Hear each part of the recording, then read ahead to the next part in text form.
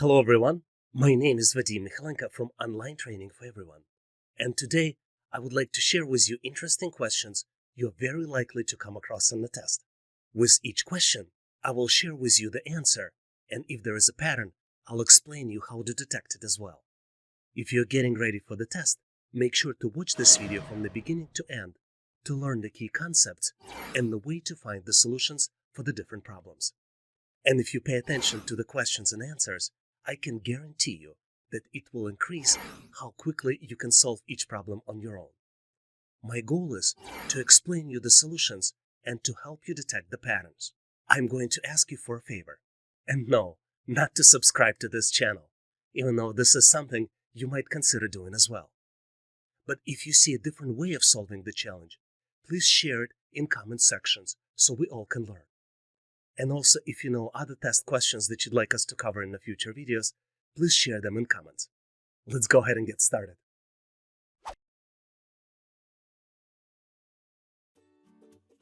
Here's one of my favorite questions, and it is my favorite because it is so unusual.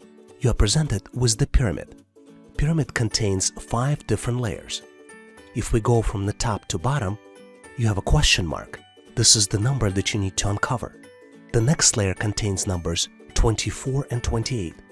Layer below this contains numbers 10, 12, and 14. Next layer has 4, 5, 6, and 7. And the last layer has numbers 3, 1, 4, 2, and 5.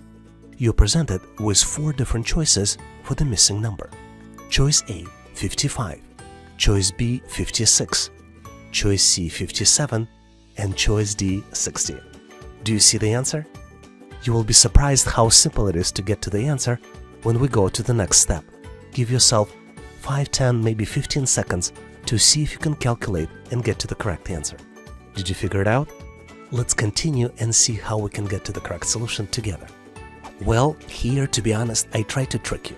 I went in describing numbers from top to bottom, but in reality, you should be looking at the numbers from bottom to the top. If we start from the bottom row, for example with numbers 3 and 1, you see that the sum of 3 and 1 will add up to 4.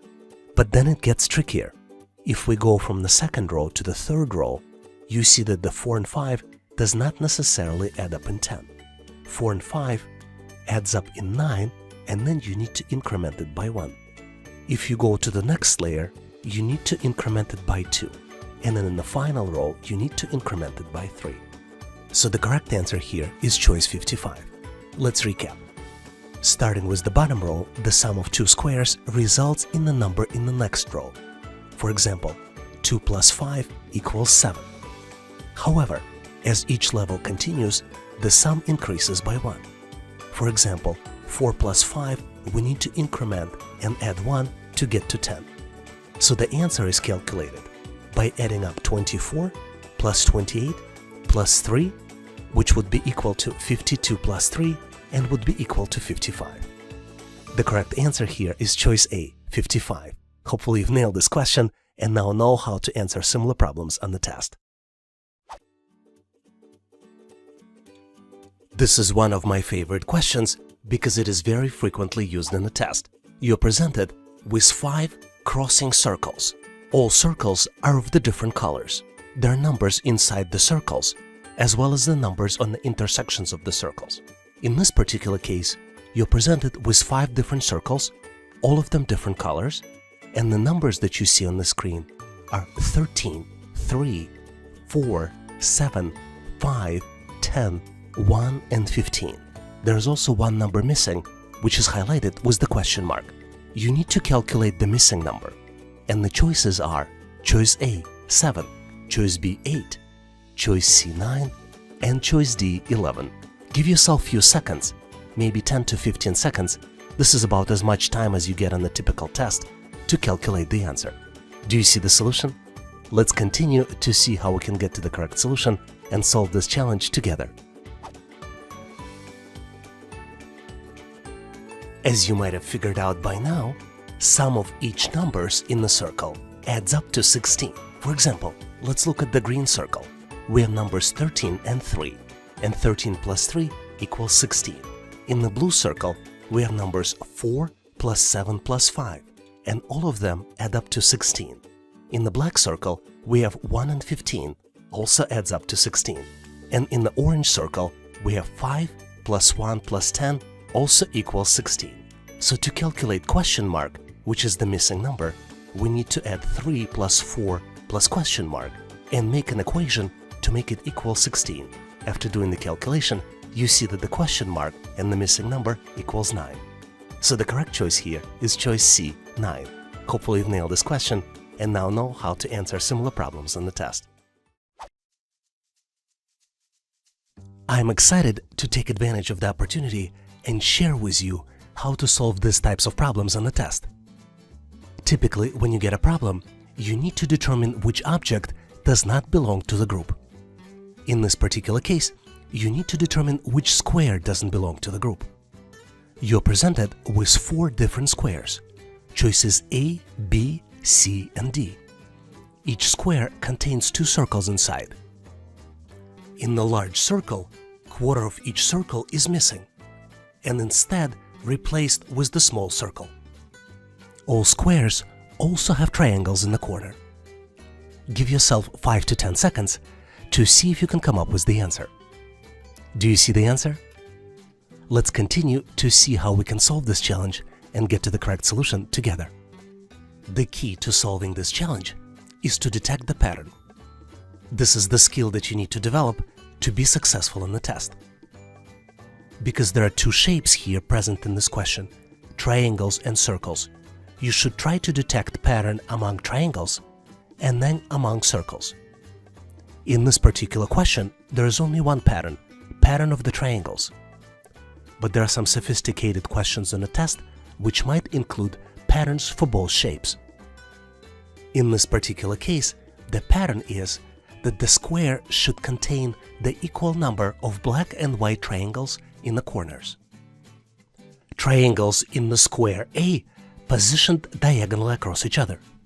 White triangles are located in the upper left corner and in the bottom right corner, and black triangles are located in the bottom left corner and in the upper right corner. You can see that the same pattern exists in the shape B, 2 white triangles and then 2 black triangles, and in the shape C, 2 black triangles on the left and 2 white triangles on the right. But if we look at the choice D, you see that there are 4 black triangles in the corners. Circles in this picture do not have a pattern, and their primary goal is to confuse you. If you look at the circles closely, you see that the large-small circle pattern doesn't exist. We have black-white, shape B black-white, shape C white-black, and then shape D white-white. Based on this information about the circles, we should ignore them and focus on the triangles inside the squares. This is why the odd shape, the shape that doesn't belong to the group, is the one that does not have equal distributions of all colors in the corners. So the correct answer here is choice D. Hopefully you've nailed this question and now know how to answer similar problems on the test.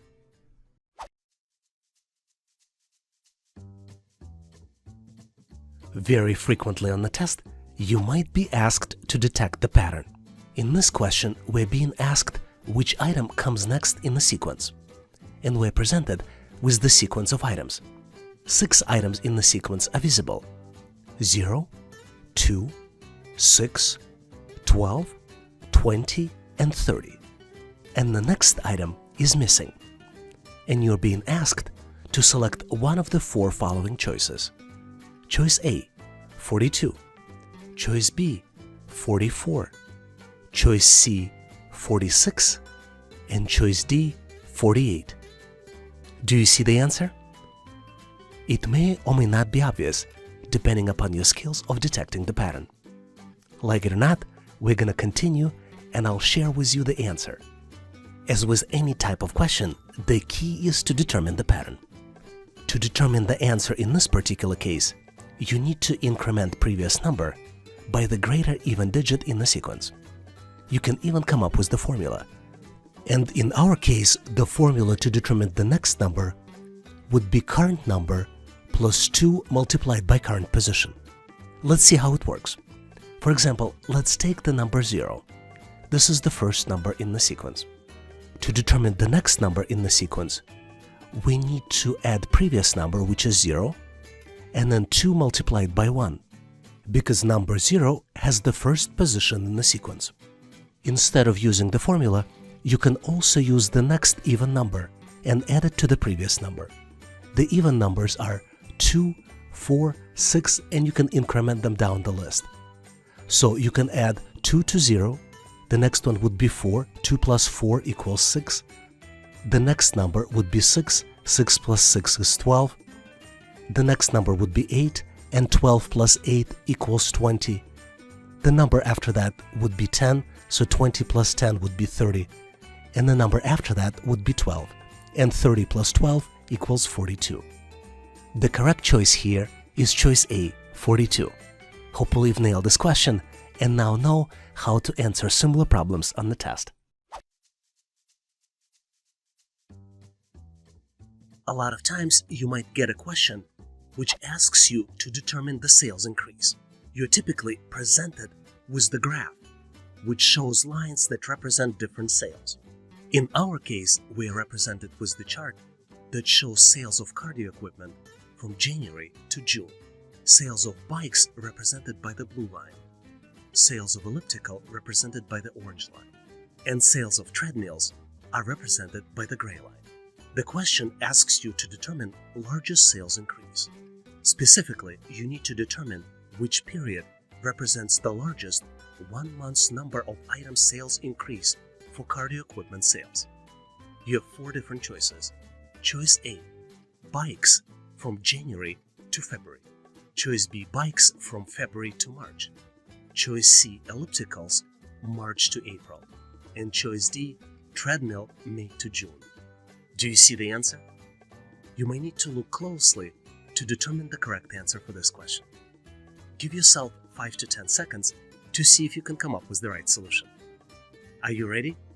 We're going to move forward and cover the answer for this problem and get to the solution together.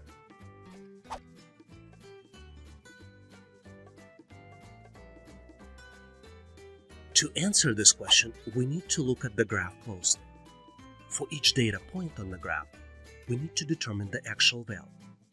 And once we have all the numbers, we need to answer the question by looking at the differences for equipment sales from months to months.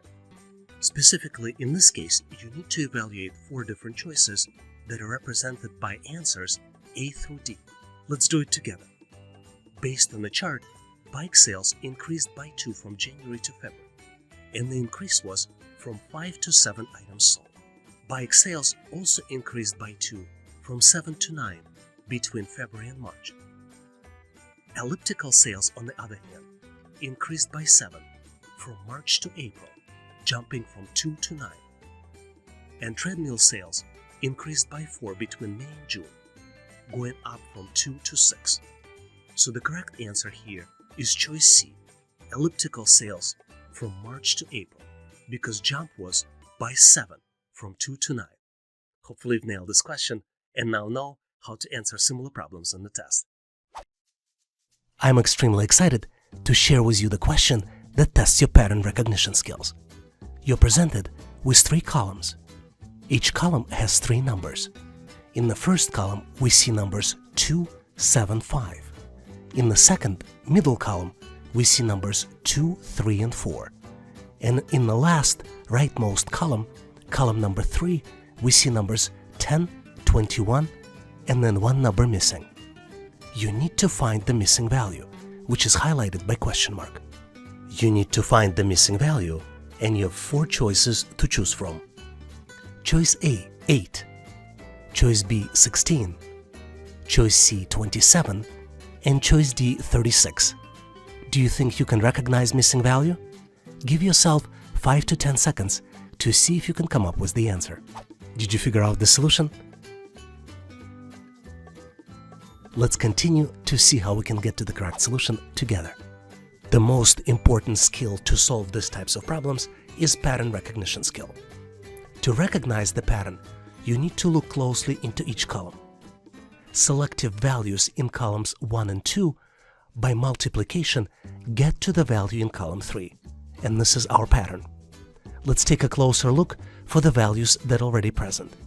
If we multiply 5 by 2, we get to the value of 10. Second set of values represented by the middle row. 7 multiplied by 3 equals 21. So the missing values here can be calculated by multiplying 2 by 4, and the end result would be equal to 8. So the correct answer to this problem is choice A, 8. I also wanted to share with you one of the typical mistakes people make as part of answering these types of questions. People start looking at the columns themselves. But unfortunately, there's no pattern just by looking in the values in column 1, since pattern just doesn't exist. If you look only at the values in column 1, or only at the values in column 2, or only at the values in column 3, you will not be able to come up with the answer. You have to look across and take a global view across multiple columns to get to the correct solution. Can you do me a favor? If you have a better way of solving this challenge, please share your thought process in the comment section of this video.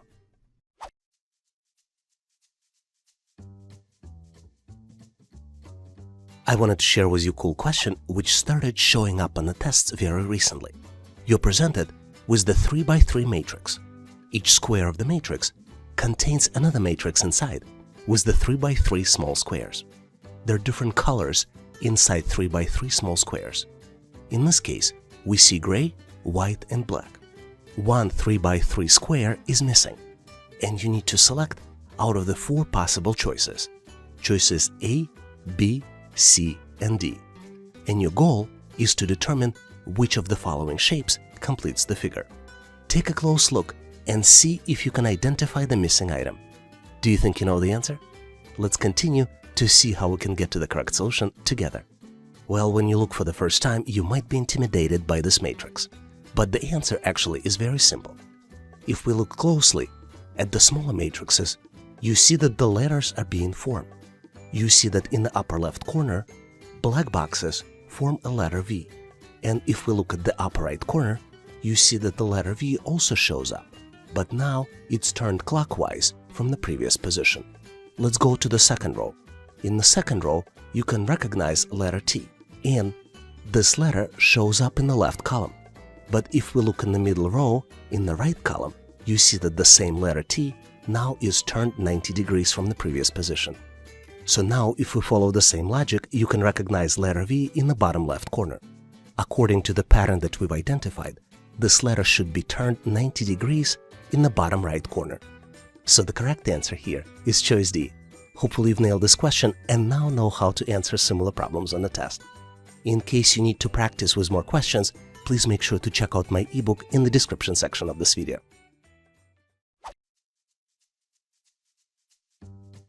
Here's a very cool question that you frequently see on the test. You're presented with 4 rectangles. In each one of these rectangles, there are different shapes. Each shape is of the different color. 3 rectangles have shapes present, and 4th rectangle on the right has all the shapes missing. You have 4 different choices to identify the missing item in the sequence. Choices A, B, C, and D. Do you think you can come up with the answer? Give yourself some time. You can pause this video to see if you can identify the pattern. Give yourself 5 to 10, maybe 10 to 15 seconds. This is about as much time as you will get in the real test. Did you figure out the solution? Let's continue to see how we can get to the correct solution together. In these types of problems, there are typically multiple patterns present. For example, let's look at the color pattern. If you look closely, you see that the first shape inside the rectangle is always black. Second shape is always purple. Third shape is always white. And the rightmost shape is always yellow. Second pattern that you can see if you look closely is the pattern of rotating shapes. You can see that the rightmost shape in the previous rectangle always becomes the leftmost shape in the next rectangle. For example, the yellow arrow from the first rectangle becomes the black arrow in the second rectangle. If you are able to identify at least one of these patterns, you will be able to solve this problem. Let's look at each of the answers and try to exclude the incorrect answers. For example, choice A does match the color pattern, but if you look closely, the next shape after the circle should be triangle, and not the L shape as it is currently presented in the choice A. Choice B can be excluded because it doesn't match the color pattern. As you can see, the yellow shape and white shape should be swapped to match the color pattern. Choice C is the correct answer. It does meet requirements for both patterns. And choice D does not match the color pattern. Two rightmost shapes are yellow. Hopefully you've nailed this question and now know how to answer similar problems on the test. But in case you need more questions like this, please make sure to check out my ebook in the description section of this video. This is one of my favorite questions, and there is a very high chance that you will get it on the assessment test. How many triangles do you see? You're presented with the shape on the left. There is a large triangles, and there are also lines inside of this large triangles. You have 4 different choices. Choice A, 9 triangles. Choice B, 12. Choice C, 17. And choice D, 24. One triangle is highlighted in red, but there are a lot of other triangles. Do you think you know the answer? Give yourself a few seconds. I would recommend 10 to 15 seconds. This is about as much time as you will get in the real test. You can pause this video to give yourself some time to figure out the answer. I'm going to continue and reveal the correct solution so we can get to the answer together. I counted 12 triangles in this picture. Is this what you got too? Let me show them all for you. I'll start with the smaller triangles and then go to the medium-sized ones and then go to the large ones. 1, 2, 3, 4, 5, 6, 7, 8, 9, 10, 11, and 12. Did you come up with the different answer? Please share your thought process in the comment section of this video so we can all learn from your perspective. Hopefully you nailed this question and got to the correct answer on your own. Thanks for watching. If you liked the content, please give us a like and consider subscribing. Thank you for your endorsement, support, and patronage. Please also check out additional resources in the description section of this video. I also encourage you to check resources page on our website, howtoanalyzedata.net. Please leave your feedback, corrections, or suggestions in the comment section of this video. And all the best on your journey. I'll see you in my next video.